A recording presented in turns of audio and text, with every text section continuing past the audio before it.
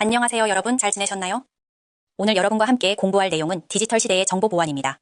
우리는 살아가면서 여러 가지 위험에 노출됩니다. 운전을 하다가 사고가 날 수도 있고 집에 도둑이 들 수도 있습니다. 이런 위험을 어떻게 관리하느냐에 따라서 피해를 줄일 수 있습니다. 정보 보안도 마찬가지입니다. 어떤 위험이 있을지 미리 파악하고 그에 맞춰서 대응하는 것이 중요합니다.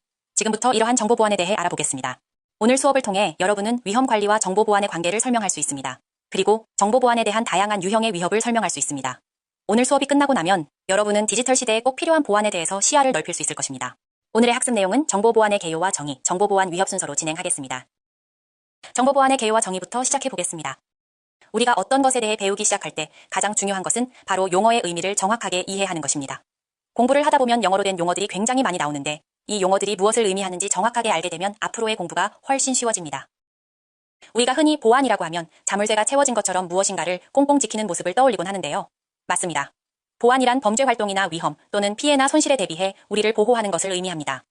저는 평소에 집을 비울 때 문단속을 철저하게 하는 편인데요. 만약의 상황에 대비해 CCTV를 설치해두기도 합니다. 이러한 행동들은 제 재산과 안전을 지키기 위한 일종의 보안 활동이라고 할 수 있습니다.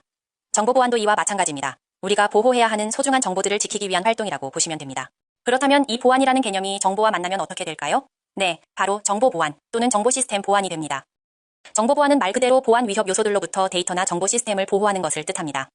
예를 들어 누군가가 허락 없이 여러분의 데이터를 보거나 사용하거나 내용을 바꾸거나 심지어는 지워버리는 그런 행위로부터 시스템을 지키는 것이죠. 여기까지만 들어봐도 정보 보안이 정말 중요하다는 것을 알 수 있습니다. 여러분은 혹시 개인정보 유출을 겪어본 적이 있으신가요? 또는 주변에서 그런 피해를 본 사례를 들어본 적이 있나요? 나중에 살펴보겠지만 저는 이미 개인정보가 많이 노출된 것 같습니다. 이러한 일들이 왜 일어났는지, 더 이상 일어나지 않으려면 어떻게 해야 하는지 알아보겠습니다. 보안 위협은 무단 접근, 사용, 공개, 중단, 수정, 파괴 등 조직에 부정적인 영향을 미칠 수 있는 개인 또는 사건이라고 되어 있습니다. 이 내용은 다음 페이지에서 더 자세하게 이어질 텐데요. 방금 전 페이지에서 이야기했던 우리의 정보를 지키려는 노력을 방해하는 모든 나쁜 행동들이 바로 보안 위협이라고 할 수 있습니다. 정보 시스템 보안의 필요성에 대해 알아보겠습니다. 오늘날 기업들은 업무 대부분을 IT 시스템에 의존하고 있습니다. 예를 들어 회계 처리, 고객 관리, 생산 관리, 물류까지 거의 모든 과정이 정보 시스템을 통해 이루어지고 있습니다. 그렇기 때문에 보안이 침해되면 단순한 불편을 넘어서 업무 전체가 중단되고 피해가 커질 수 있습니다. 또한 기업의 민감한 정보가 경쟁사의 손에 넘어간다면 어떻게 될까요? 예를 들어 고객 명단, 신제품 개발 계획, 가격 전략 같은 중요한 정보가 유출되면 매출이 감소할 수 있고 법정 소송에 휘말리거나 심하면 기업이 파산에까지 이를 수도 있습니다. 제가 여기서 질문 하나 하겠습니다. 여러분이 만약 회사의 대표라면 보안 투자에 돈을 아끼는 것과 보안에 충분히 투자하는 것 중 어떤 선택을 하시겠습니까?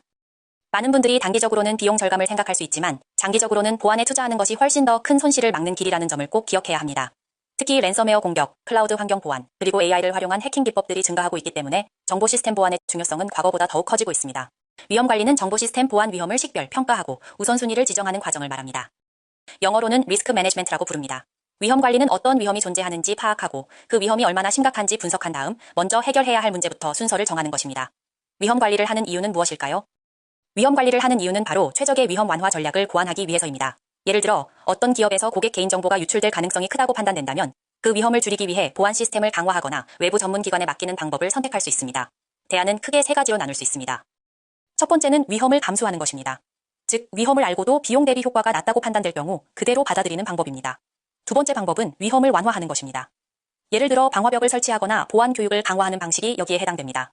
세 번째는 위험을 전가하는 것입니다. 보험에 가입하거나 외부 클라우드 보안 서비스 업체에 맡기는 방법이 대표적입니다. 그렇다면 사이버 보안은 무엇일까요? 보안 위협으로부터 정보 시스템과 데이터를 안전하게 지키기 위해 시행되는 일련의 보호 기능이라고 되어 있습니다. 보안과 사이버 보안의 차이는 무엇일까요? 보안, 시큐리티는 아주 넓은 개념입니다. 범죄 활동, 위험, 피해나 손실 등으로부터 사람이나 자산을 보호하는 모든 활동을 의미합니다. 예를 들어 집에 자물쇠를 채우는 것도 보안이고 공장에서 안전 규정을 지키는 것도 보안에 해당됩니다. 반면 사이버 보안은 이 중에서도 특히 정보 시스템과 데이터를 보호하는 활동을 가리킵니다. 즉 사이버 공간에서 발생할 수 있는 위협, 예를 들어 해킹, 랜섬웨어, 피싱, 개인정보 유출로부터 시스템을 지키는 것입니다. 이번에는 위협을 증가시키는 위협의 유형과 원인에 대해 알아보겠습니다. 정보 보안에 영향을 미치는 위협은 굉장히 다양합니다. 크게 외부 위협과 내부 위협으로 나눌 수 있습니다. 먼저 외부 위협은 조직의 외부에서 발생하는 위협을 의미합니다. 법률이나 규제 문제, 자연재해, 범죄자와 테러범, 바이러스, 해커 등이 있습니다. 자연재해나 해커가 위협이 된다는 것은 알겠는데 법률이나 규제가 왜 위협일까요? 법과 제도는 기본적으로 개인을 보호하고 기업이 책임있게 행동하도록 하는 장치입니다. 그런데 기업의 입장에서 보면 새로운 법률이나 규제가 생기면 반드시 이를 지켜야 합니다. 이를 지키지 못하면 막대한 벌금, 소송, 그리고 기업 이미지 실추라는 큰 위험이 발생하게 됩니다. 예를 들어 유럽연합의 GDPR, 일반 개인정보보호법을 생각해 보겠습니다. GDPR은 개인정보 보호를 위해 만들어졌지만 이를 지키지 못한 기업은 매출액의 최대 4%까지 벌금을 부과받을 수 있습니다. 즉 법률 자체가 공격자는 아니지만 법률을 지키지 못했을 때 발생하는 재정적 평판적 손실이 기업 보안에 큰 위협이 되는 것입니다. 내부 위협도 무시할 수 없습니다. 내부 위협은 조직의 내부에서 발생하는 위협을 의미합니다. 내부 통제의 허점, 시스템 개발 과정에서의 오류, 악의를 품은 직원 등이 대표적입니다. 실제로 많은 보안 사고가 외부의 해커보다는 내부자의 부주의나 고의적인 행동에서 비롯되곤 합니다. 여러분이 생각하시기에 해커의 공격과 직원의 부주의 중 어느 쪽이 더 위험할까요? 정답은 상황에 따라 다르지만 최근 보고에 따르면 내부자 위협이 기업 보안 사고의 큰 비중을 차지한다고 합니다. 요즘에는 위협이 점점 더 복합적으로 얽혀 있습니다. 예를 들어 외부 공격자가 내부 직원의 계정을 탈취해 침입하는 경우처럼 내부와 외부 위협이 결합된 사례가 많습니다. 따라서 기업은 기술적 보안뿐 아니라 보안 문화와 교육에도 투자를 해야 합니다. 취약성이란 무엇일까요? 취약성은 공격자가 시스템의 보안 체계를 무력화시키기 위해 이용할 수 있는 허점을 말합니다. 즉 사람을 포함한 조직의 시스템, 네트워크, 그리고 소프트웨어에 존재하는 약점이라고 할 수 있습니다. 취약성이 많을수록 시스템이 공격당할 가능성, 즉 보안 침해 위험이 커진다는 뜻입니다. 예를 들어 직원이 너무 단순한 비밀번호를 사용한다면 이것도 취약성입니다.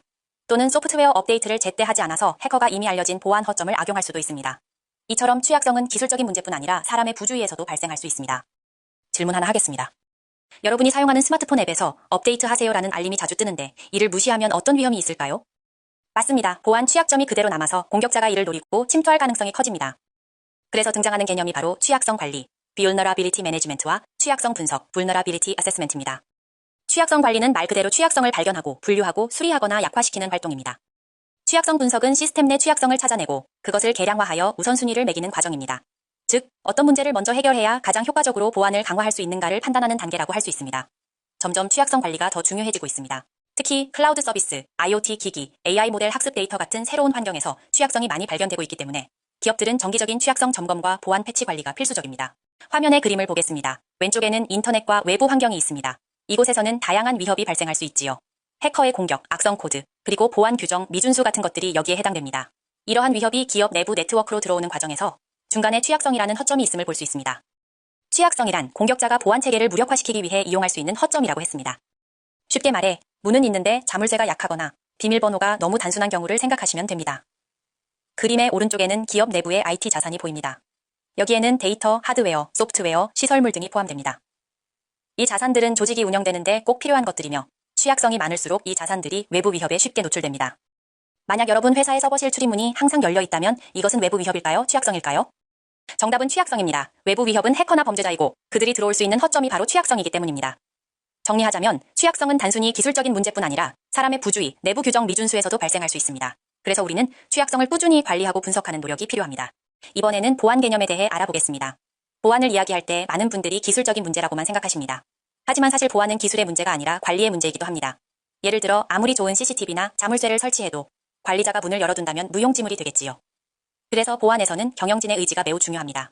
위에서부터 보안을 철저히 관리하겠다는 의지가 있어야 아래 현장에서도 지켜질 수 있습니다. 또 하나 중요한 특징은 비대칭 전쟁이라는 점입니다. 공격자는 단 하나의 구멍만 찾아내면 됩니다. 하지만 방어자는 수많은 문과 자물쇠를 동시에 잘 지켜야 합니다. 예를 들어 집에 자물쇠가 3개 달려있는데 그중 하나만 고장이 나 있어도 도둑은 그 틈을 파고들 수 있습니다.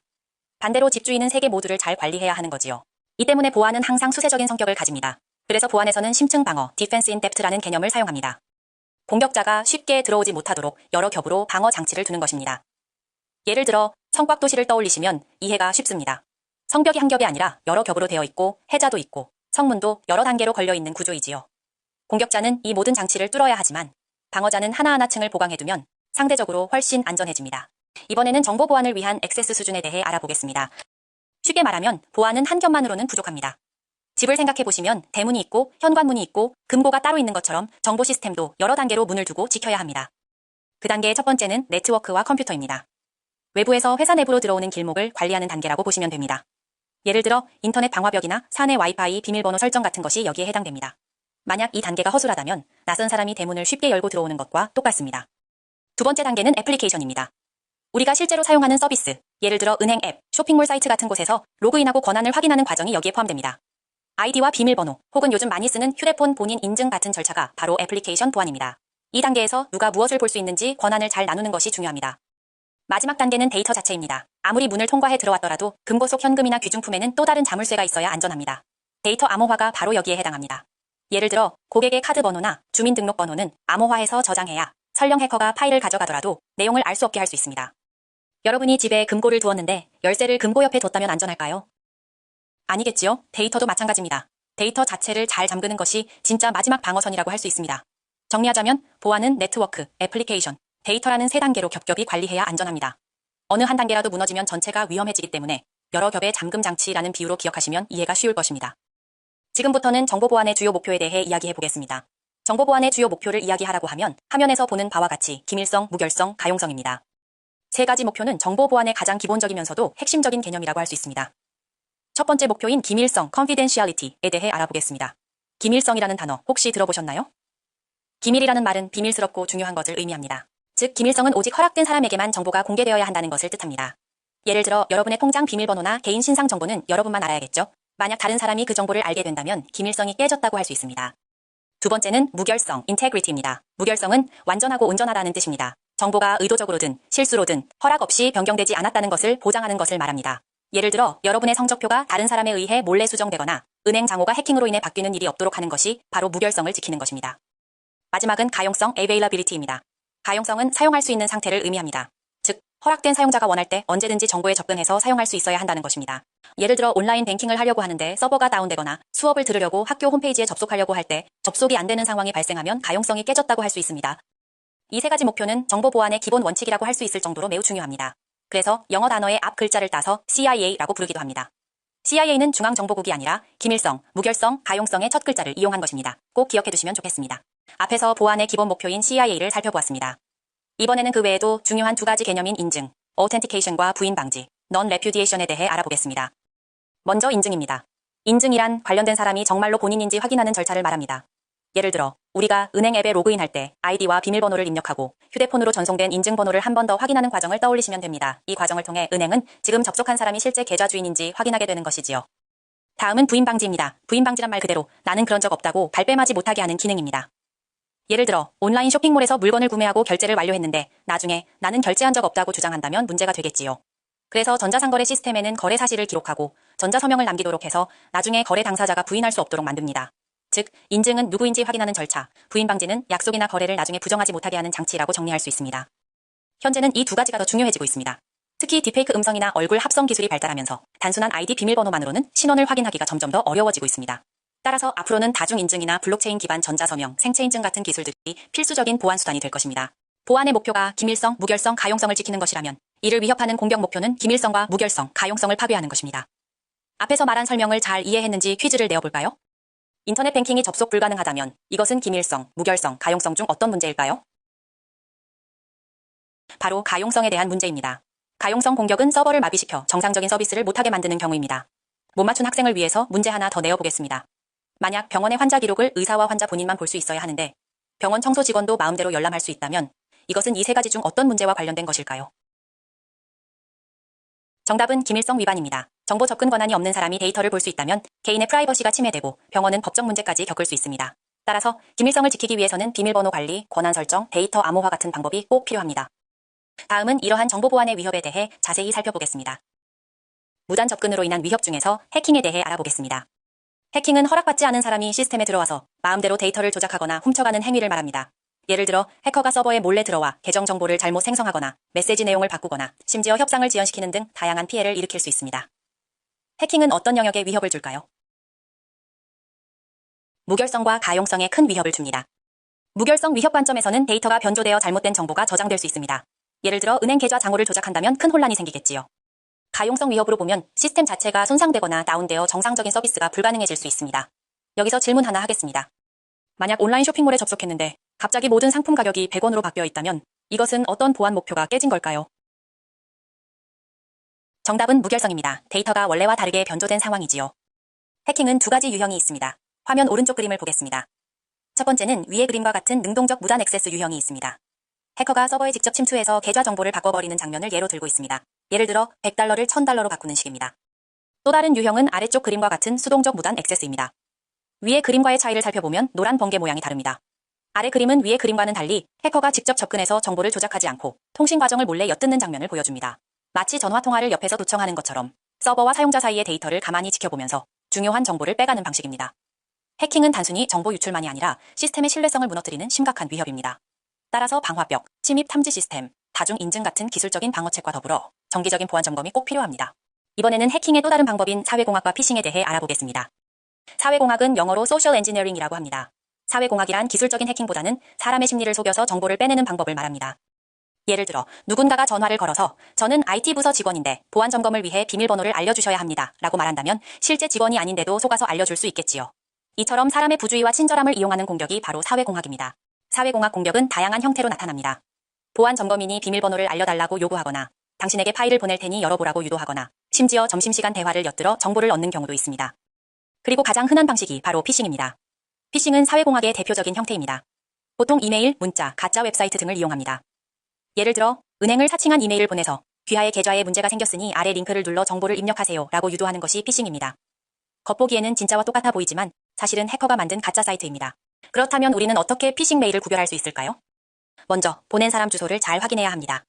진짜 은행이나 기관에서 보냈다면 공식 도메인을 사용해야 하지만 피싱 메일은 비슷하게 흉내낸 가짜 주소를 씁니다. 예를 들어 뱅크 오브 아메리카를 뱅크 오브 아네리카처럼 알파벳 하나만 바꿔놓는 경우가 있습니다. 또한 인사말이 어색하거나 개인화되지 않은 경우도 피싱의 흔한 특징입니다. 정상적인 메일이라면 홍길동 고객님처럼 이름을 넣지만 피싱 메일은 고객님이라고 뭉뚱그려 부르는 경우가 많습니다. 그리고 문법과 맞춤법 오류가 잦습니다. 실제 은행이나 공공기관에서 보내는 메일이라면 이런 오류는 거의 없습니다. 마지막으로 긴박감을 조성하는 표현도 특징입니다. 24시간 안에 로그인하지 않으면 계정이 정지됩니다. 와 같이 사용자를 불안하게 만들어 급하게 클릭하도록 유도합니다. 실제 피싱 메일의 사례를 살펴보겠습니다. 화면에 보이는 메일은 은행을 사칭한 가짜 메일입니다. 제목은 온라인 뱅킹이 차단되었습니다. 즉각적인 조치를 취하십시오. 처럼 긴급한 분위기를 조성하고 있습니다.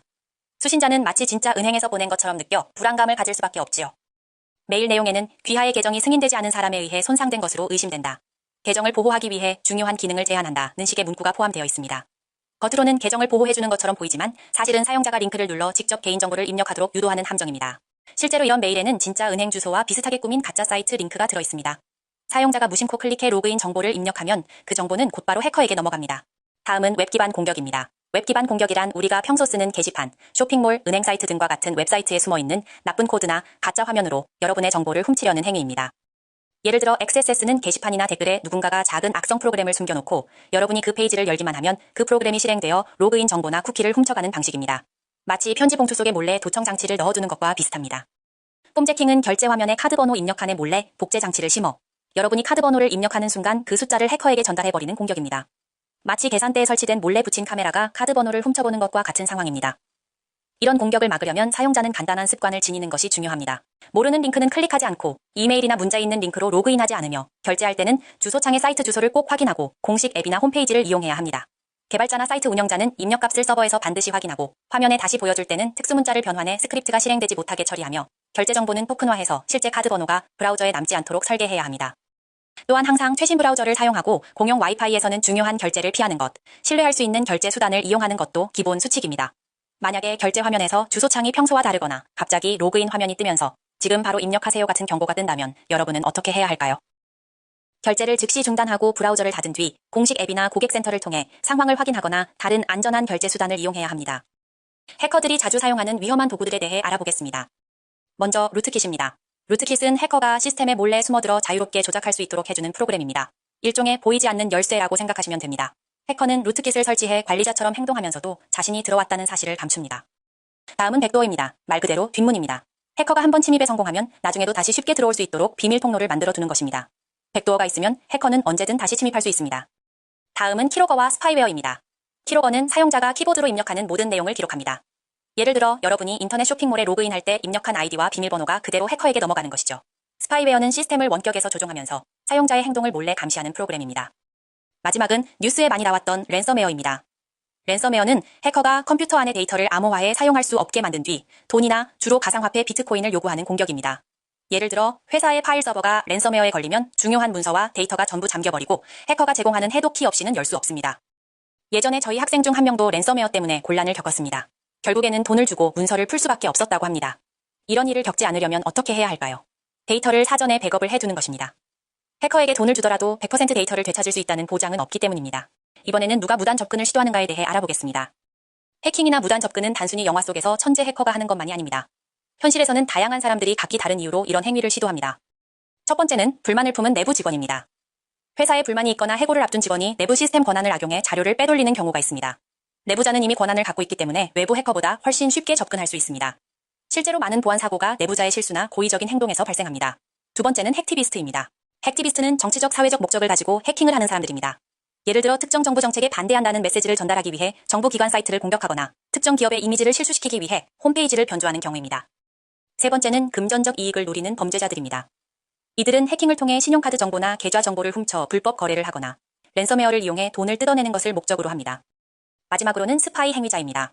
국가 차원의 산업 스파이 혹은 경쟁사에서 파견된 사람일 수도 있습니다. 이들은 기업의 핵심 기술이나 기밀 문서를 빼돌려 경쟁 우위를 차지하려 합니다. 이번에는 해커가 무단으로 시스템에 들어왔을 때 그 결과 어떤 일이 벌어지는가에 대해 알아보겠습니다. 해커는 단순히 들어왔다가 나가는 것이 아닙니다. 보통은 자신이 침입했다는 흔적을 지우고 다시 자유롭게 드나들 수 있도록 장치를 심어놓습니다. 예를 들어 감사 로그를 지우는 것이 대표적입니다. 감사 로그는 누가 언제 어떤 활동을 했는지를 기록하는 일종의 CCTV 기록인데 해커는 이를 지워서 자신이 다녀간 사실을 감춥니다. 또한 해커는 시스템 안에 루트킷이나 백도어 같은 프로그램을 설치합니다. 이렇게 하면 나중에 다시 침입할 때 일일이 보안 장치를 뚫지 않아도 이미 만들어둔 뒷문을 통해 쉽게 들어올 수 있습니다. 결국 데이터, 프로그램, 심지어 관리자 권한까지 시스템의 모든 것이 해커의 통제 아래 들어가게 되는 것입니다. 무단 접근의 결과는 단순한 정보 유출을 넘어 해커가 시스템 전체를 장악하고 언제든 다시 공격할 수 있는 길을 열어둔다는 점이 가장 큰 위험입니다. 그래서 주기적인 로그 모니터링과 백업, 침입 탐지 시스템이 반드시 필요합니다. 이번에는 무단 접근의 또 다른 형태인 절도와 사기에 대해 알아보겠습니다. 절도와 사기는 주로 정보의 기밀성을 위협합니다. 예를 들어 해커가 시스템 안으로 침투하지 않고도 물리적으로 장치를 훔쳐가는 경우가 있습니다. 노트북, USB, 외장 하드 같은 저장 장치 안에는 민감한 데이터가 그대로 들어있기 때문에 분실이나 도난만으로도 큰 피해가 발생할 수 있습니다. 또한 소프트웨어 불법 복제도 중요한 보안 위협입니다. 단순히 저작권 문제를 넘어서 불법 복제 보내는 악성 코드가 숨어 있을 수 있습니다. 사용자는 저렴하게 프로그램을 얻었다고 생각하지만 사실상 시스템 전체를 해커에게 넘겨주는 셈이 되는 것이지요. 여기서 질문입니다. 여러분이 출장을 갔다가 노트북을 누가 훔쳐갔다면 단순한 기기값 손실일까요? 아닙니다. 그 안에 저장된 고객 정보, 계약 문서, 업무 데이터가 유출되면 회사 전체가 피해를 입을 수 있습니다. 정리하자면 절도와 사기는 단순히 장치를 잃어버리는 문제가 아니라 그 안의 데이터와 지식 자산이 외부로 흘러나가면서 회사의 신뢰와 재정적 손실로 이어질 수 있는 심각한 보안 위협입니다. 따라서 기업은 노트북이나 휴대용 저장 장치에도 반드시 암호화를 적용하고 분실 시 원격으로 데이터를 삭제할 수 있는 기능을 갖추는 것이 필요합니다. 이번에는 서비스 거부 공격, 흔히 도스나 디도스라고 부르는 위협에 대해 알아보겠습니다. 서비스 거부 공격이란 말 그대로 정상적인 사용자가 시스템이나 데이터를 이용하지 못하도록 만드는 공격입니다. 예를 들어 인터넷 뱅킹이나 쇼핑몰 서버에 엄청난 양의 접속 요청을 동시에 보내 서버가 마비되게 만드는 것이죠. 그러면 고객은 정상적으로 로그인을 할 수 없고 서비스는 멈춰버립니다. 이 공격은 단순히 해커가 장난으로 하는 것이 아닙니다. 실제로 기업의 신뢰도를 떨어뜨리거나 금전적인 손해를 입히는 목적으로 사용됩니다. 예를 들어 대규모 할인 행사가 열리는 쇼핑몰이 공격을 받으면 고객은 결제를 못하고 경쟁사가 이익을 얻을 수도 있습니다. 서비스 거부는 꼭 해커의 의도적인 공격만 있는 것은 아닙니다. 보안 업데이트가 늦어져 생기는 장애, 백업이 제대로 되지 않아 시스템이 멈추는 상황, 심지어 지진이나 정전 같은 자연재해도 서비스 거부로 이어질 수 있습니다. 이번에는 악성 소프트웨어, 즉 멀웨어에 대해 알아보겠습니다. 멀웨어란 말 그대로 악의적인 목적을 가진 프로그램을 뜻합니다. 사용자가 모르는 사이에 설치되어 시스템을 손상시키거나 데이터를 빼가거나 정상적인 서비스를 방해하는 것이 특징입니다. 멀웨어의 종류도 다양합니다. 바이러스는 숙주 프로그램에 붙어서 퍼지며 감염된 파일을 실행할 때 함께 실행됩니다. 웜은 스스로 네트워크를 통해 퍼지는 프로그램으로 한 대만 감염돼도 순식간에 조직 전체로 확산될 수 있습니다. 트로이목마는 겉으로는 정상적인 프로그램처럼 보이지만 안에는 숨겨진 악성 코드가 들어있습니다. 사용자가 무심코 실행하면 안에서 공격이 시작됩니다. 스파이웨어는 사용자 활동을 몰래 감시하고 랜섬웨어는 데이터를 암호화한 뒤 돈을 요구하는 공격입니다. 그리고 최근에는 매크로바이러스나 스팸 메일 기반 공격도 흔히 볼 수 있습니다. 그럼 이번 강의에 맞는 현실적인 이야기를 들려드리겠습니다. 이야기 듣고 오겠습니다. 안녕하세요. 4차 산업혁명과 스마트 경영 수업 시간입니다. 우리가 편리하고 효율적인 스마트 기술, 이런 걸 이야기할 때요. 그 뒤에 숨어있는 정보 보안 문제는 정말 빼놓을 수가 없죠. 네, 맞습니다. 동전의 양면 같은 거죠. 실제 국내외에서 어떤 해킹 사건들이 있었는지 한번 살펴볼게요. 정보 보안 위협, 이게 그냥 뉴스에나 나오는 먼 얘기가 아니라 바로 우리 현실 속 문제라는 걸 좀 짚어보려고 합니다. 네, 수업에서 배운 정보 보안 정의라든가 취약점, 해킹 이런 개념들이 실제로는 어떻게 나타나는지 구체적인 사례를 통해 알아보면 훨씬 와닿을 겁니다. 좋습니다. 자, 그럼 한번 시작해볼까요? 첫 사례로 2017년에 전 세계적으로 정말 큰 이슈였던 사건부터 가보죠. 네네. 아파치 스트러츠2라는 거예요. 이게 웹사이트 만들 때 많이 쓰는 그런 개발 도구라고 들었는데 여기에 아주 심각한 취약점이 발견됐었다고요. CVE-2017-5638. 이게 왜 그렇게 큰 문제였던 건가요? 네, 이게 뭐냐면요. 공격자가 아주 멀리서도 그리고 특별한 권한 같은 거 없이요. 네. 그냥 서버에다가 명령을 막 내릴 수 있게 되는 거예요. 그래서 시스템 전체를 그냥 완전히 장악할 수 있는 그런 아주 치명적인 결함이었습니다. 와, 그냥 원격으로 다 가능하다는 거네요. 네, 그렇죠. 소위 원격 코드 실행이라고 부르는 건데요.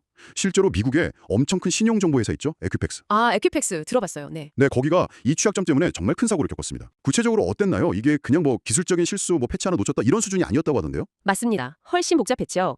2017년 3월에 이 취약점이 발견되고 심지어 해결책, 그러니까 패치까지 다 나왔어요.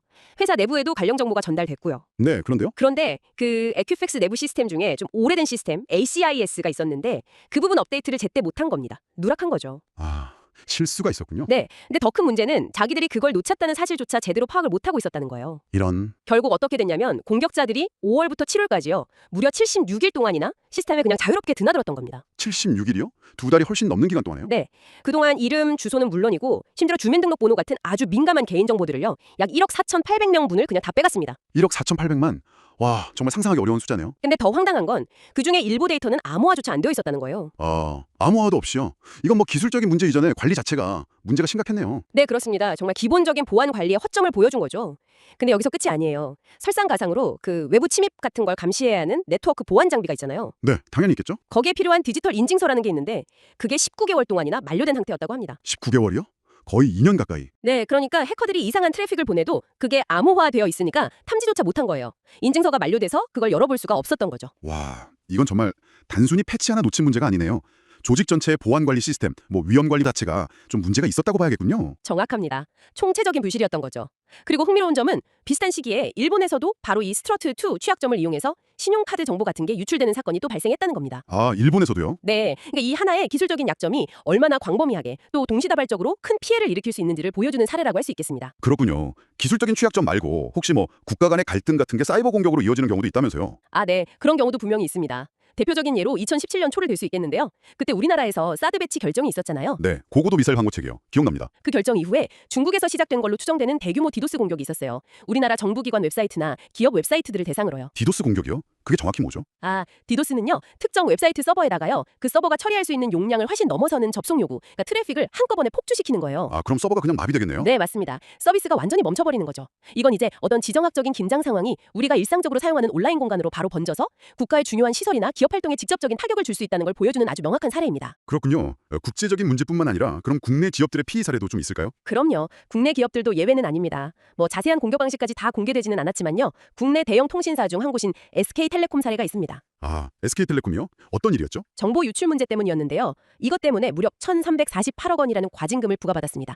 이게 역대 최대의 규모였어요. 1,348억 원이요? 와, 정말 엄청난 금액이네요. 네, 이 사건은 그러니까 국내 기업들도 사이버 공격을 받으면 어마어마한 금전적인 손실은 물론이고 뭐 고객 신뢰도 하락 같은 사회적인 피해까지 입을 수 있다는 걸 아주 명확하게 보여주는 거죠. 더 이상 뭐 해킹 피해가 남의 일이 아니다. 이런 경각심을 확실히 주네요. 맞습니다. 특히 요즘 같은 스마트 경영 환경에서는요. 이 데이터 보호라는 게 기업에 생존하고 그냥 직결된다고 봐야 합니다. 그렇군요. 아까 그 에키팩스 사례처럼 시스템 취약점을 노리는 거나 디도스 공격 말고 또 어떤 방식들이 있나요? 사용자를 직접 속이는 경우도 많다고 들었는데요. 네, 아주 흔한 방식 중 하나죠. 예를 들어서 패처라는 랜섬웨어가 있었는데요. 랜섬웨어라면 그 파일을 잠그고 돈 요구하는 거 맞죠? 네, 맞습니다. 근데 이 패처는 어떻게 퍼졌냐면요. 사람들이 많이 쓰는 상용 소프트웨어 있잖아요. 뭐 어도비 프로그램이나 마이크로소프트 오피스 같은 거요. 네네. 그런 프로그램들의 불법 패치 파일이나 크랙 파일인 것처럼 위장을 한 거예요. 정품 인증을 우회하거나 업데이트하는 파일처럼요. 아, 그런 파일들 인터넷에서 돌아다니는 거 본 적 있는 것 같아요. 그렇죠. 사용자들이 이제 그런 걸 무심코 다운받아서 실행을 하면 컴퓨터 안에 있는 파일들이 전부 다 암호로 잠겨버리는 겁니다. 워드 파일, 사진 뭐 전부 다요. 헐, 그럼 어떻게 해요? 그리고는 이제 그걸 풀어주는 대가로 비트코인을 요구하는 거죠. 이게 바로 우리가 수업 시간에 이야기했던 악성 소프트웨어 그리고 사용자의 어떤 심리나 행동을 이용해서 속이는 사회공학적 기법이 실제로 활용되는 방식입니다. 정말 교묘하네요. 무심코 클릭 한 번 했다가 큰일 날 수 있겠어요. 네, 그래서 출처가 불분명한 파일은 절대 실행하면 안 되는 거죠. 오늘 이렇게 쭉 사례들을 들어보니까요. 에퀴팩스처럼 어떻게 보면 단순한 관리 부실에서 시작된 초대형 정보 유출 사건부터 또 국가 간의 어떤 갈등이 표출된 디도스 공격 그리고 국내 기업의 정말 막대한 피해 마지막으로 사용자를 직접 노리는 랜섬웨어까지 정말 다양한 형태로 우리 주변에서 계속 일어나고 있네요. 맞습니다. 결코 뭐 추상적이거나 멀리 있는 위협이 아닌 거죠. 네. 특히 요즘처럼 모든 것이 연결되는 4차 산업혁명 시대 그리고 스마트 기술이 사회 곳곳으로 확산되면서 이 정보 보안의 중요성은 정말 아무리 강조해도 지나치지 않은 것 같습니다. 그렇죠. 오늘 우리가 나눈 이런 실제 사례들을 통해서요. 정보 보안이라는 게 단순히 뭐 IT 부서나 전문가들만의 문제가 아니라 이 스마트 시대를 살아가는 우리 모두가 경각심을 가지고 항상 대비해야 하는 필수적인 요소라는 걸 다시 한번 생각해보는 계기가 되었으면 좋겠습니다. 오늘 저희는 이미 벌어졌던 사건들을 중심으로 이야기를 나눠봤습니다. 그렇다면 여기서 한 걸음 더 나아가서요. 앞으로 뭐 사물 인터넷, IoT 기기들이 우리 집이나 도시 곳곳에 훨씬 더 많이 깔리고 모든 것이 초연결되는 그런 미래 사회에는 과연 지금과는 또 어떤 완전히 새로운 형태의 보안 위협이 나타날 수 있을지 여러분도 한번 잠시 상상해 보시는 건 어떨까요? 오늘은 정보보안의 개요와 정의에 대해서 알아보고 현 시대의 정보보안이 왜 필요한지 그 필요성에 대해서 알아보았습니다. 그리고 정보보안의 다양한 위협의 종류에 대해서 알아보고 간단한 대처법에 대해서 배웠습니다. 최근 정보보안 관련된 다양한 사건들이 끊임없이 뉴스에서 나오고 있습니다. 오늘 수업 시간에 배운 내용들을 바탕으로 어떤 뉴스들이 있는지 찾아보고 이해하면서 복습해보는 것도 좋을 것 같습니다. 지금까지 정보보안에 대한 정의와 위협에 대해 알아보았습니다. 잠시 쉬고 와서 디지털 시대의 정보보안에 대해 이어서 알아보겠습니다. 잠시 후에 뵙겠습니다.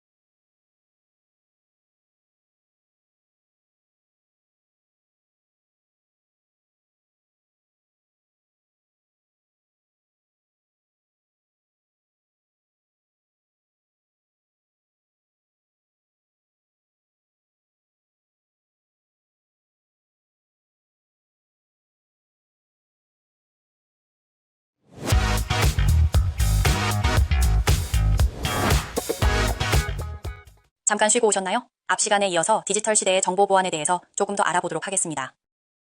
이번 강의의 학습 목표입니다. 이번 시간을 마치고 나면 보안에 관한 기술과 솔루션의 다양한 범주를 설명할 수 있습니다. 그리고 비밀번호나 이중 인증, 방화벽, 생체 인식, 암호화와 같은 보안 기술과 솔루션의 기본 기능을 이해할 수 있습니다. 앞전 강의에서 보안을 위협하는 것들에 대해서 배웠다면 이번에는 그것들에 반하는 솔루션에 대해서 배워보겠습니다. 학습 내용은 보안 개요, 보안 기술과 솔루션 순서로 진행하도록 하겠습니다. 보안 개요부터 시작하면서 먼저 단어부터 볼까요? 보안을 영어로 하면 security입니다. security라고 하면 어떤 게 먼저 떠오르시나요? 여러 가지가 떠오르겠습니다만 저는 방금 전에 집에서 나올 때 인사했던 아파트 정문의 경비 아저씨가 생각납니다. 그분들도 아파트의 여러 보안을 지키는 분들입니다. 이처럼 보안은 꼭 컴퓨터 안에서만 일어나는 일이 아닙니다. 사람, 공간, 그리고 정보까지 모두 안전하게 지키는 것이 바로 보안의 본질입니다. 그래서 정보 보안은 단지 기술적인 문제로만 보지 않고 사람의 행동, 관리 체계, 그리고 사고 후 대응까지 포함한 넓은 개념의 보안으로 이해하는 것이 중요합니다. 오늘 수업에서는 이런 보안의 전체 구조를 차근차근 살펴보겠습니다. 보안은 한번 설정하고 끝나는 것이 아니라 예방하고 탐지하고 복구하는 순환적인 과정이라는 점도 함께 기억해 두시면 좋겠습니다. 그럼 이제 본격적으로 보안의 3가지 핵심 단계에 대해 살펴보겠습니다. 보안의 3가지 핵심 단계는 화면에서 보는 바와 같습니다. 예방 제어, preventive control, 탐지 제어, detective control, 시정 제어, corrective control이 그것입니다. 먼저 화면의 용어 중 control이라는 단어가 보일 겁니다. 이 단어는 영어권 보안 서적에서 굉장히 자주 등장합니다. 그런데 흥미롭게도 한국어로 번역할 때는 제어라고 하기도 하고 통제라고 하기도 합니다.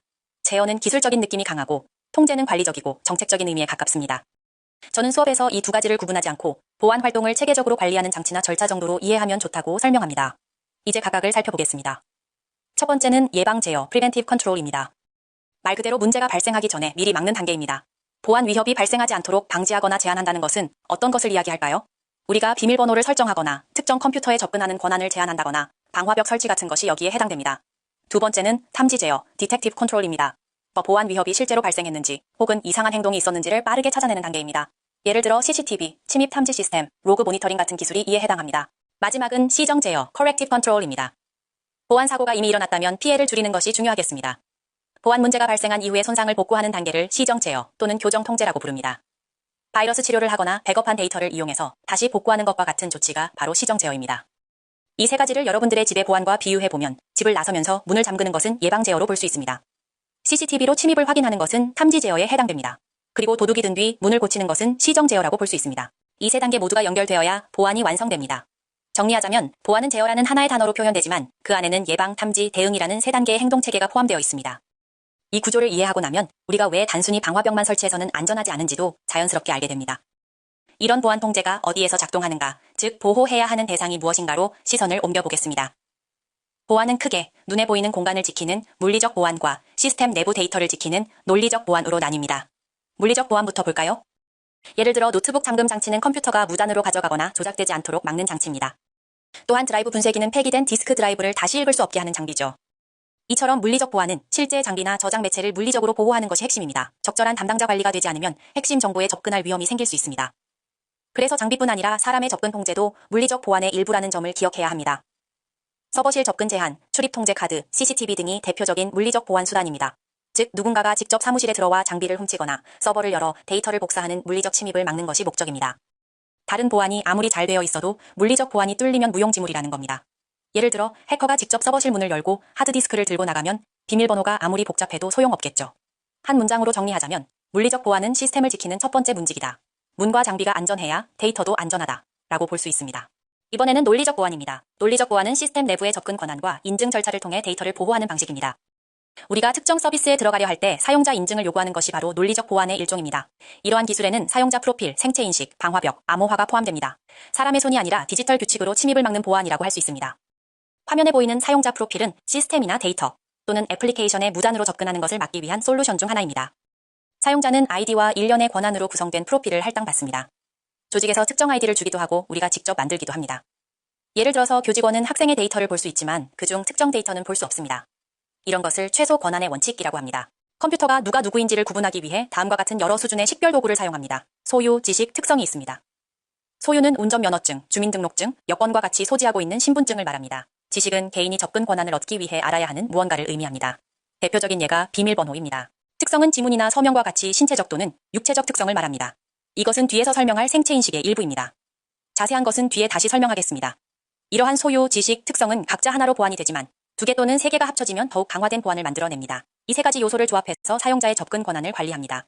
이러한 사용자 프로필은 시스템이나 데이터에 접근할 때 가장 많이 사용되는 보안 솔루션 중 하나이지만 조심해야 할 점이 있습니다. 그것은 바로 비밀번호 관리입니다.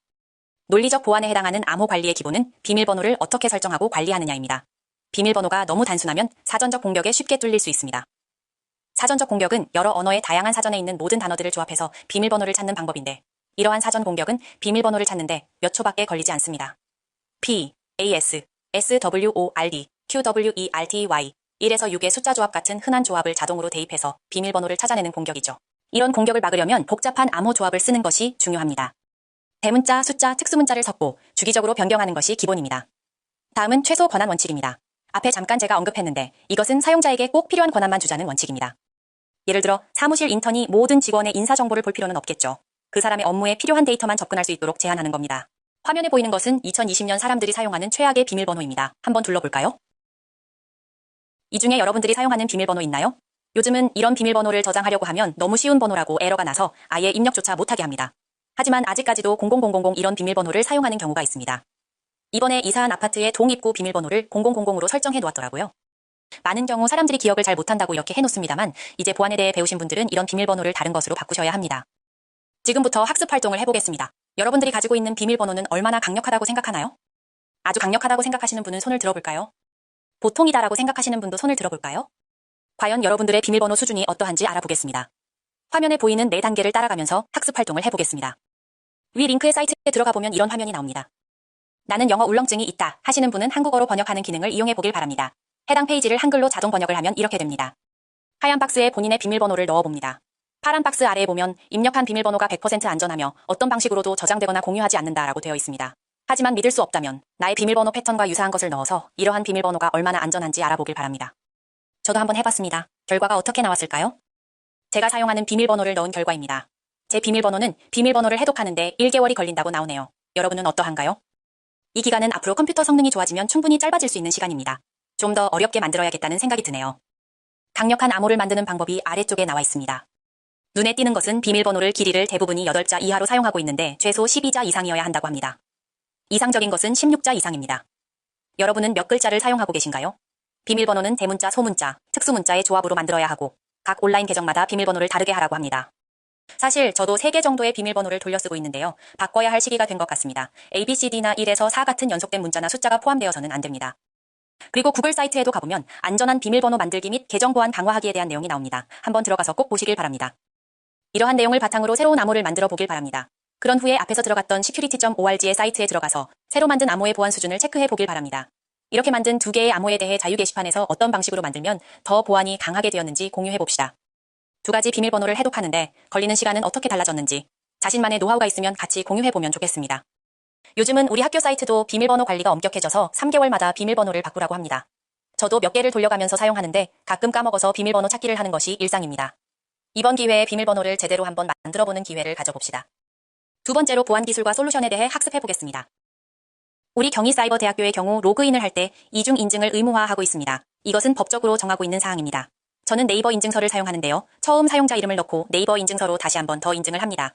여러분들은 어떤 인증을 사용하시나요? 정말 궁금하네요. 우리가 일상에서 쓰는 컴퓨터나 스마트폰은 항상 바이러스의 위협 속에 있습니다. 바이러스는 사람의 몸에 침입하는 바이러스처럼 시스템 안에 숨어서 파일을 망가뜨리거나 정보를 빼가는 프로그램입니다. 그래서 우리에게는 컴퓨터를 지켜주는 백신 소프트웨어가 꼭 필요합니다. 화면을 보면 서명 기반과 동작 기반 보호 도구라는 말이 보이죠. 이건 쉽게 말해 백신이 두 가지 방법으로 악성 프로그램을 찾아낸다는 뜻입니다. 서명 기반은 기존에 알려진 바이러스의 특징을 비교해서 찾아내는 방법을 말합니다. 쉽게 설명하자면 서명 기반 보호는 이름이 알려진 범인을 잡는 방법이라고 할 수 있습니다. 백신 소프트웨어는 공항 보안 직원처럼 모든 파일을 검사할 때 수배 전단지에 등록된 범인, 즉 알려진 바이러스의 지문과 비교합니다. 새로운 바이러스가 나타나면 보안 전문가들은 그 특징을 분석해 디지털 지문인 서명을 만들어 데이터베이스에 추가합니다. 여러분이 어떤 파일을 실행할 때 백신은 그 지문을 데이터베이스와 대조하고 일치하면 바로 차단합니다. 이 방식은 이미 알려진 바이러스에는 매우 효과적이지만 새로운 바이러스가 서명 데이터베이스에 등록되기 전까지는 탐지가 어렵다는 한계가 있습니다. 그래서 백신은 동작 기반 보호를 함께 사용해 보완하고 있습니다. 즉, 서명 기반은 이 바이러스 내가 본 적 있어 하고 알아보는 방식입니다. 동작 기반은 아직 알려지지 않은 바이러스라도 수상한 행동을 하면 바로 차단하는 방법입니다. 바이러스를 방지하기 위해 백신 프로그램만 설치하면 끝일까요? 자기 보호, 셀프 프로텍션도 중요합니다. 이 말은 사용자 스스로 조심해야 한다는 뜻입니다. 출처가 불분명한 이메일 첨부 파일이나 USB를 함부로 열지 말고 실행 파일을 클릭할 때는 이게 안전한 파일일까 한 번 더 생각하는 습관이 필요합니다. 그리고 가장 중요한 건 백신의 업데이트입니다. 백신은 새로 만들어지는 바이러스를 막기 위해 항상 최신 상태로 유지되어야 합니다. 마치 감기 예방주사를 매년 새로 맞는 것처럼 백신 프로그램도 주기적으로 업데이트를 해야 새로운 공격을 막을 수 있습니다. 여러분께 질문 하나 드리겠습니다. 혹시 지금 사용 중인 컴퓨터의 백신이 언제 마지막으로 업데이트되었는지 기억하시나요? 기억나지 않는다면 오늘 수업이 끝난 후 바로 한번 확인해 보시기 바랍니다. 정리하자면 바이러스 방지는 백신 소프트웨어와 사용자 습관, 그리고 꾸준한 업데이트라는 세 가지가 함께 돌아갈 때 비로소 완성됩니다. 이번에는 생체인식 솔루션, 그 중에서도 생리학적 생체인식에 대해 알아보겠습니다. 여러분, 요즘은 비밀번호를 외우지 않아도 스마트폰 잠금을 쉽게 풀 수 있죠? 바로 지문이나 얼굴 인식 덕분입니다. 이처럼 생체인식 기술은 사람마다 다른 신체적 특징을 이용해 신원을 확인하는 방법입니다. 비밀번호 대신 나 자신을 증명서로 사용하는 기술이라고 할 수 있습니다. 화면을 보면 여러 가지 예시가 있습니다. 지문 인식은 손가락 끝의 무늬를 분석하는 기술로 스마트폰이나 사무실 출입문에서 가장 많이 쓰입니다. 안면 인식은 얼굴의 눈, 코, 입, 간, 거리나 윤곽 패턴을 분석합니다. 요즘은 공항 자동 출입국 시스템이나 간편 결제 서비스에도 활용되고 있지요. 홍채 인식은 눈 안쪽의 무늬를 이용해 사람을 구별하는데 정확도가 매우 높아서 보안 수준이 높은 시설에서 자주 사용됩니다. 음성 인식은 음성의 높낮이와 발음 습관 같은 패턴을 분석해서 본인을 확인하는 기술입니다. 비밀번호는 바꿀 수 있지만 지문이나 얼굴은 바꿀 수 없죠. 여기서 우리가 생각을 한번 해보겠습니다. 여러분의 생체 정보가 유출된다면 어떤 문제가 생길까요? 맞습니다. 한번 유출되면 되돌릴 수 없다는 점이 바로 생체인식의 가장 큰 단점입니다. 그래서 이런 기술을 사용할 때는 데이터를 암호화해 안전하게 저장하는 과정이 매우 중요합니다. 정리하자면 생리적 생체인식은 내 몸의 고유한 특징을 이용해 본인을 증명하는 기술입니다. 이 기술은 편리하지만 동시에 매우 민감한 개인정보를 다루기 때문에 보안 기술과 함께 관리되어야 한다는 점 꼭 기억해주세요. 앞에서는 지문, 얼굴, 홍채처럼 익숙한 생체인식을 봤다면 이 페이지에는 DNA, 냄새, 음성, 그리고 귀 모양 인식처럼 좀 더 다양한 방법들이 소개되어 있습니다. 먼저 DNA 인식은 사람의 유전 정보를 이용해 신원을 확인하는 기술입니다. 정확도는 매우 높지만 장비가 복잡하고 시간이 오래 걸려서 일상적인 보안보다는 범죄 수사나 법의학에서 주로 사용됩니다. 다음은 냄새 인식입니다. 사람마다 채취나 호흡에 포함된 화학 성분이 조금씩 다르기 때문에 이를 분석해 신원을 구분할 수 있습니다. 현재는 공항 보안 검색, 군사용 탐지 기술, 의료용 진단 보조 등의 연구 단계로 활용되고 있습니다. 음성 인식은 여러분이 이미 자주 사용하는 기술입니다. 스마트폰의 음성 비서나 콜센터 자동 응답 시스템이 바로 그 예입니다. 사람마다 발음 습관, 억양, 음성의 주파수가 다르기 때문에 개인을 식별할 수 있습니다. 마지막으로 귀 인식은 귀의 모양과 윤곽, 귓불 길이 등을 분석하는 방식입니다. 얼굴 인식처럼 사진만으로도 인식이 가능하고 마스크를 착용해도 비교적 영향을 덜 받는 장점이 있습니다. 이번에는 행동적 생체 인식, 영어로는 Behavioral Biometrics에 대해 알아보겠습니다. 앞서 살펴본 지문, 얼굴, 홍채 같은 생체 인식이 몸의 모양으로 사람을 구별하는 것이라면 이번에 다룰 행동적 생체 인식은 몸의 움직임, 즉 습관으로 사람을 구별하는 기술입니다. 화면을 보시면 예시가 나와 있습니다. 먼저 서명 인식입니다. 단순히 이름을 쓴 글씨 모양만 비교하는 것이 아니라 글씨를 쓰는 속도, 압력, 펜의 움직임 궤적 같은 미세한 차이를 함께 분석합니다. 서명을 그리는 행동의 패턴으로 본다고 이해하시면 됩니다. 두 번째는 보행 인식입니다. 사람마다 걷는 속도, 보폭, 팔 흔드는 습관이 다르다는 점을 이용합니다. 공항 CCTV나 군사시설에서는 실제로 이 기술을 사용해 얼굴이 가려져도 신원을 식별하기도 합니다. 엄청 친한 친구들은 멀리서 걸음걸이만 봐도 알아봤던 기억이 있을 겁니다. 이처럼 사람의 움직임이나 습관으로 사람을 구별할 수 있습니다. 세 번째는 키 스트로크 인식입니다. 이건 컴퓨터 자판을 칠 때 손가락의 리듬과 타이핑 속도, 키 간격 등을 분석하는 기술입니다. 사람마다 타이핑 습관이 다르기 때문에 마치 디지털 필체처럼 사용할 수 있는 것이지요. 여러분들은 어떤 자신만의 서명 습관이나 키보드 타이핑 리듬이 있는지 한번 생각해 보길 바랍니다. 이런 무의식적인 행동이 바로 여러분을 구별하는 데이터가 됩니다. 정리하자면 행동적 생체인식은 내 몸의 움직임과 습관을 이용해 본인을 식별하는 기술입니다. 요즘은 스마트워치의 걸음걸이, 스마트폰 터치 습관 등에서도 이런 기술이 적용되고 있습니다. 우리는 무심코 하는 행동 하나하나로도 나를 증명하는 시대에 살고 있는 것입니다. 이번에는 인증과 식별의 차이를 알아보겠습니다. 두 단어 모두 누구인지 확인한다는 점에서는 같지만 확인 방식이 다릅니다. 먼저 인증입니다. 영어로는 authentication이라고 합니다. 인증은 식별된 사용자가 본인이 주장하는 그 사람이 맞는지 증명하고 확인하는 과정입니다. 예를 들어 스마트폰에서 지문으로 잠금 해제할 때 핸드폰은 이 지문이 폰 주인의 것과 같을까라고 묻고 확인합니다. 이처럼 인증은 1:1 비교, 즉 한 사람의 등록된 정보와 실제 입력된 정보가 일치하는지를 비교합니다. 화면의 그림은 생체인식 인증이 실제로 어떻게 작동하는지를 보여줍니다. 먼저 왼쪽 상단을 보시면 등록 단계가 있습니다. 이 단계에서는 사용자의 지문이나 얼굴, 홍채 같은 생체 정보를 처음으로 시스템에 입력합니다. 이걸 캡처라고 부릅니다. 캡처된 데이터는 숫자나 코드로 바뀌는 과정을 거치는데 그게 바로 그림에서 보이는 프로세스 단계입니다. 쉽게 말해 시스템이 지문을 사진으로 저장하는 것이 아니라 그 지문의 특징을 추출해서 디지털 코드, 다른 말로 패턴 데이터로 바꾸는 과정입니다. 그 다음 단계가 저장입니다. 이렇게 변환된 생체 정보는 데이터베이스에 안전하게 저장됩니다. 이때 원본 이미지 자체가 아니라 특징값, 피처 밸류만 저장하기 때문에 누군가가 해킹하더라도 원래 지문이나 얼굴을 복원하기는 어렵습니다. 이제 오른쪽 아래쪽을 보면 인증, authentication 단계가 있습니다. 여기서는 사용자가 다시 손가락을 대거나 얼굴을 인식시키면 새로운 데이터가 다시 캡처되어 같은 방식으로 프로세스를 거친 뒤 저장되어 있던 데이터와 비교를 합니다. 그 결과 두 데이터가 일치하면 인증 완료, 일치하지 않으면 접근 금지로 처리됩니다. 즉 등록된 사람만이 접근할 수 있도록 하는 것입니다. 오른쪽 끝에 문구를 보시면 one-to-one matching이라고 되어 있습니다. 이 말은 인증이 1:1 비교 방식이라는 뜻입니다. 즉 시스템은 이 사람이 등록된 바로 그 사람인가만 확인하지 여러 사람 중에서 누군지 찾는 것은 아닙니다. 한 문장으로 정리하자면 생체인식 인증은 나의 생체 정보를 미리 등록해두고 나중에 다시 입력했을 때 일치 여부를 비교해 본인임을 확인하는 과정입니다. 다음은 식별입니다. 식별은 영어로 identification입니다. 식별은 시스템 내에 있는 수많은 사용자 중에서 특정한 한 사람을 찾아내는 과정입니다.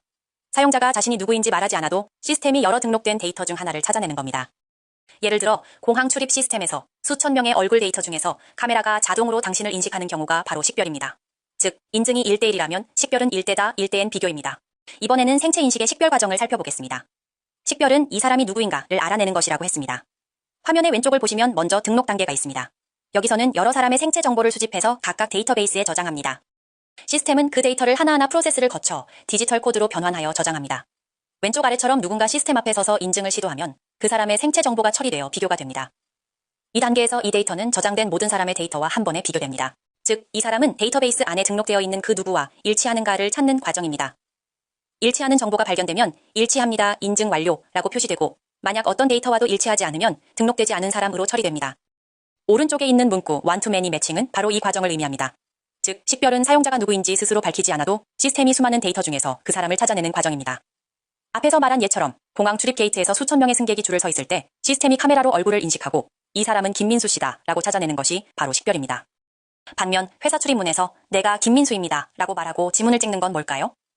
네, 맞습니다. 앞에서 배운 인증입니다. 그렇다면 왜 우리는 인증과 식별을 구별해서 써야 할까요? 그 이유는 두 개념이 보안의 목적과 사용 환경이 다르기 때문입니다. 먼저 인증은 이미 등록된 사용자가 본인임을 증명하는 과정입니다. 즉 시스템 안에서는 이 사람이 들어와도 되는가를 판단합니다. 그래서 로그인, 결제, 출입 통제처럼 개인의 권한이 중요한 곳에서 사용됩니다. 스마트폰 잠금 해제, 사무실 출입 카드, 온라인 뱅킹 로그인은 인증의 영역이죠. 반면 식별은 이 사람이 누구인지를 찾아내는 과정입니다.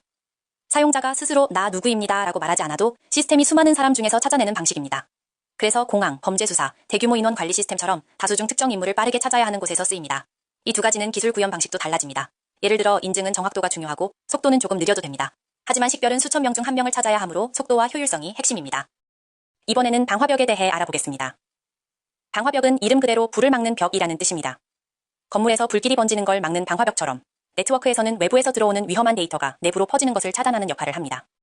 그림을 보시면 왼쪽은 인터넷, 중간에 방화벽, 오른쪽에 내부 네트워크가 있습니다. 인터넷은 외부 세계입니다. 좋거나 나쁜 다양한 요청들이 들어오는 곳입니다.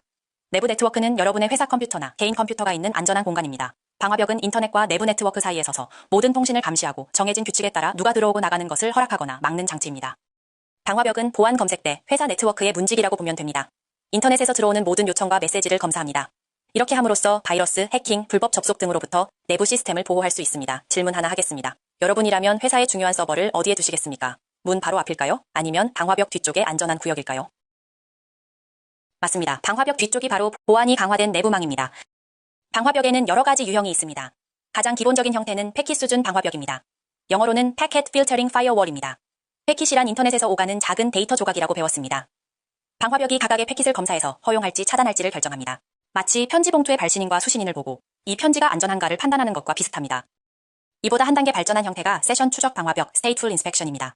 이 방화벽은 단순히 봉투만 보는 게 아니라 그 안에 대화 내용이 정상적인지까지 파악합니다. 예를 들어 내가 먼저 요청한 웹페이지의 응답인 경우만 허용하고 요청하지 않은 데이터는 차단합니다. 가장 정교한 형태는 애플리케이션 수준 방화벽 Application Layer Firewall입니다. 이건 데이터가 실제 어떤 프로그램에서 오가는지를 살펴봅니다. 예를 들어 이메일, 웹, FTP 각각의 규칙에 맞는 데이터만 허용하고 비정상적인 명령이 들어오면 즉시 차단하지요. 그래서 기업에서는 여러 유형의 방화벽을 함께 사용해 층별로 방어망을 구성합니다. 이번에는 방화벽이 어디에 설치되는가를 보겠습니다. 첫 번째는 스크리닝 서버 방화벽입니다. 이건 조직 내 부서 간 또는 사무실 간 통신을 관리할 때 사용됩니다. 예를 들어 인사팀과 회계팀 서버가 서로 접근하지 못하도록 제한하는 구조입니다. 두 번째는 경계 방화벽입니다. 조직 내부 네트워크와 외부 인터넷 사이를 구분하는 가장 대표적인 위치입니다. 대부분의 기업이 사용하는 방식으로 회사 내부망으로 들어오는 모든 통신은 경계 방화벽을 반드시 거친다고 생각하시면 됩니다. 세 번째는 호스트 방화벽입니다. 이건 네트워크 전체가 아니라 각 개인 컴퓨터나 서버에 설치되는 방화벽입니다. 요즘 우리가 쓰는 윈도우, 맥, 스마트폰에도 기본적으로 내장되어 있습니다. 즉 호스트 방화벽은 개인의 문을 지켜주는 개인 보안문입니다. 마지막으로 보시는 그림은 심층 방어, 영어로는 Defense in Depth 구조입니다. 하나의 방화벽만으로는 완벽한 보안을 지킬 수 없기 때문에 여러 겹의 방화벽을 단계적으로 배치하는 방식입니다. 예를 들어 외부에서 들어오는 첫 번째 요청은 경계 방화벽이 차단하고 내부망으로 들어가기 전에는 애플리케이션 방화벽이 한 번 더 점검하고 각 서버에는 호스트 방화벽이 마지막 방어선 역할을 합니다. 즉 한 겹이 뚫리더라도 다음 단계에서 막을 수 있는 구조이지요. 이런 다층 구조는 마치 성곽의 내성 구조처럼 가장 중요한 시스템을 중앙 깊숙한 곳에 두고 여러 장벽이 이를 둘러싸 보호하는 방식입니다. 요약하자면 방화벽은 한 개보다 여러 개일 때 강하다는 것입니다. 이게 바로 현대 보안의 기본 원칙, 심층 방어입니다. 여기서부터는 재미있는 암호화를 학습해 보겠습니다. 보안 기술이 데이터 애플리케이션 시스템에 대한 모든 무단 액세스를 막을 수는 없습니다. 그래서 중요한 데이터의 보호를 제공하는 다른 방법으로 암호화라는 것이 있습니다. 암호화에 대해 자세히 알아보기 전에 무엇이 데이터를 읽을 수 없게 만드는지 살펴보겠습니다. 아래에 일반 텍스트인 A부터 Z까지 알파벳들이 있습니다. 그 아래는 이 텍스트를 암호화한 내용입니다. 어떻게 만들었을까요? 10초 동안 한번 생각해 보겠습니다.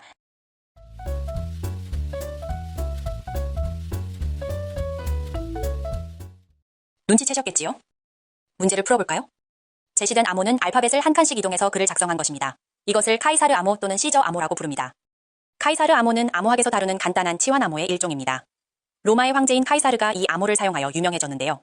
카이사르 암호는 암호화하고자 하는 내용을 알파벳별로 일정한 거리만큼 밀어서 다른 알파벳으로 치환하는 방식입니다. 화면에 보면 암호화와 복호화라는 것이 있는데요. 암호화는 자물쇠를 거는 것이고 복호화는 자물쇠를 푸는 것이라고 이해하면 됩니다. 앞에 암호화된 문장은 평문의 글자들을 설정된 암호키, 여기서는 이동거리만큼 해당 글자를 뒤로 밀어내어 밀려난 글자를 암호문의 해당 위치에 배치한 것입니다. 예를 들어 한 칸씩 뒤로 글자를 미룬다고 했을 경우 A는 B로 표시하고 B는 C로 표시하는 것입니다. 복호화 과정은 한 칸씩 밀렸던 글자를 한 칸씩 반대 방향으로 밀어서 쓰면 됩니다. 즉 B는 A로 C는 B로 표시하면 원래 원문으로 돌아옵니다. 즉 한 칸씩 밀리는 카이사르 암호를 이용하면 ABC는 BCD로 표시되고 이를 복호화하면 ABC로 글자가 되돌아오는 것입니다. 어려운 암호화도 있지만 이 카이사르 암호화는 단순해서 암호화와 복호화 과정이 매우 간단하여 누구나 쉽게 이해하고 사용할 수 있다는 특징이 있습니다. 역사적으로도 암호학의 초창기에 사용된 중요한 암호 방식이며 암호학의 기초를 이해하는 데 도움이 됩니다. 하지만 영어 알파벳이 26자이기 때문에 이동할 수 있는 개수가 25개로 제한적입니다. 그래서 모든 가능한 시도를 해보는 방식으로 시도를 한다면 매우 쉽게 해석이 되어버립니다. 그리고 영어 알파벳의 경우 통계적으로 많이 사용되는 알파벳이 2라고 합니다. 이처럼 각 알파벳 사용 빈도와 같은 관련 통계들이 이미 알려져 있습니다. 카이사르 암호는 각 글자를 고정된 비율로 치환하기 때문에 암호문에서 가장 많이 나타나는 글자가 원래 원본에서도 가장 많이 사용하는 글자라고 쉽게 추정할 수 있습니다. 그래서 빈도 분석 공격에 취약합니다. 그래서 이 카이사르 암호는 현대 보안 시스템에는 사용되지 않지만 주로 암호학 교육이나 간단한 퍼즐을 활용할 때 많이 언급이 됩니다. 다음 문제를 한번 풀어볼까요? 앞에서 사용한 방식을 이용해서 컴퓨터 랩 클로즈를 암호화해 보시길 바랍니다. 정답을 자유 게시판에 올려주면 좋겠습니다. 여러분들이 하는 업무나 영역이 보안과 관련이 되어 있지만 실제로 이런 기술적인 용어는 생소할 수 있습니다. 그래서 내용들이 귀에 쏙쏙 들어오지 않을 수 있을 것 같습니다. 혹시 이해가 안 되는 부분이 있으면 관련 기사를 찾아보거나 검색을 해보면 많은 도움이 될 것 같습니다. 이번 시간에 배울 마지막 개념인 비대칭 암호화에 대해 알아보겠습니다. 비대칭이라는 말은 서로 다른 두 개의 열쇠를 사용한다는 뜻입니다. 하나는 공개키, 다른 하나는 개인키입니다. 먼저 공개키는 말 그대로 누구에게나 공개할 수 있는 열쇠입니다. 하지만 잠금 암호화만 가능하지 열쇠로 다시 여는 일은 못합니다. 메시지를 열어보려면 반드시 개인키가 필요합니다. 예를 들어 제가 학생 여러분에게 메시지를 보낼 때 여러분이 공개키를 주면 저는 그 공개키로 메시지를 잠급니다. 하지만 그 잠금은 여러분만 가진 개인키로만 풀 수 있습니다. 즉 공개키로 암호화하고 개인키로 복호화하는 방식입니다. 이 방식의 장점은 보안성이 아주 높다는 점입니다. 누군가 중간에서 메시지를 가로채더라도 개인키 없이는 절대로 열 수 없습니다. 다만 단점은 조금 느리다는 점입니다. 열쇠가 2개라서 처리 과정이 복잡하기 때문입니다. 정리하자면 비대칭 암호화는 서로 다른 2개의 열쇠로 메시지를 잠그고 여는 방식으로 보안은 강하지만 속도는 느립니다. 이번에는 대칭 암호화를 보겠습니다. 대칭 암호화는 이름처럼 하나의 동일한 키를 사용해서 데이터를 잠그고 풉니다. 즉, 암호화와 복호화의 같은 열쇠를 쓰는 방식입니다. 예를 들어 친구와 제가 같은 자물쇠 열쇠를 하나씩 가지고 있다고 생각해 봅시다. 제가 문을 잠그면 친구는 같은 열쇠로 바로 열 수 있겠죠? 이게 바로 대칭 암호화입니다. 이 방식은 속도가 빠르고 효율적입니다. 그래서 대량의 데이터를 처리해야 하는 경우, 예를 들어 파일 전송이나 클라우드 저장소에서 많이 사용됩니다. 하지만 단점도 있습니다. 바로 열쇠를 공유하는 과정에서 유출될 위험이 있다는 점입니다. 즉, 키를 누가 어떻게 전달하느냐가 가장 중요한 문제입니다. 현실 세계에서는 장단점이 있는 비대칭과 대칭의 2가지 유형을 함께 사용하기도 합니다. 인터넷 보안 통신인 HTTPS가 바로 이 2가지를 모두 사용합니다. 보다 자세한 사항을 알고 싶은 학생들은 한번 찾아보길 바랍니다. 보안 관련된 내용은 보안학과가 있을 만큼 아주 방대하고 내용이 많습니다. 지금 말한 암호화 외에도 새로운 많은 암호화 기술들이 있습니다. 오늘은 기본적인 보안의 개념과 유형, 그리고 기술들에 대해서 알아봤습니다. 보다 자세한 내용들은 보안 전공 과목들에서 여러분들이 더 자세히 배우면 되겠습니다. 오늘 수업 시간에 배운 내용을 정리하는 의미에서 퀴즈를 함께 풀어봅시다. 다음 중 정보보안의 목표로 가장 적절한 것은 무엇일까요? 한번 생각해봅시다.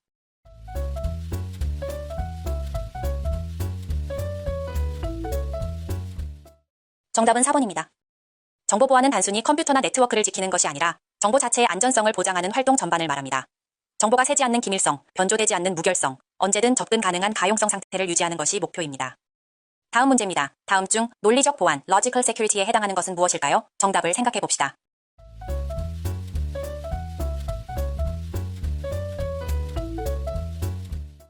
정답은 3번입니다. 논리적 보안은 시스템, 내부 접근을 통제하는 디지털 보안을 말합니다. 즉, 누가 컴퓨터나 네트워크에 접속할 수 있는가를 결정하는 절차입니다. 비밀번호 설정, 사용자 프로필 관리, 최소 권한 설정 등이 대표적인 논리적 보안입니다. 반면 노트북 잠금 장치나 CCTV, 출입문 통제는 물리적 보안으로 실제 공간이나 장비를 물리적으로 보호하는 데 초점이 있습니다. 이번 시간에는 디지털 시대의 정보 보안 2번째 시간으로 보안의 개요와 기술, 그리고 솔루션에 대해 배웠습니다. 보안 개요에서는 보안의 3가지 핵심 단계인 예방 제어, 탐지 제어, 시정 제어에 대해 배웠고, 물리적 보안과 논리적 보안이 무엇인지 학습하였습니다. 그리고 다양한 보안 기술과 솔루션에서는 이중인증과 바이러스 방지, 방화벽, 암호화에 대해 배웠습니다. 이번에 배운 다양한 보안 위협에 대한 솔루션 방법들과 사용법들을 실생활에도 잘 사용할 수 있길 바라겠습니다.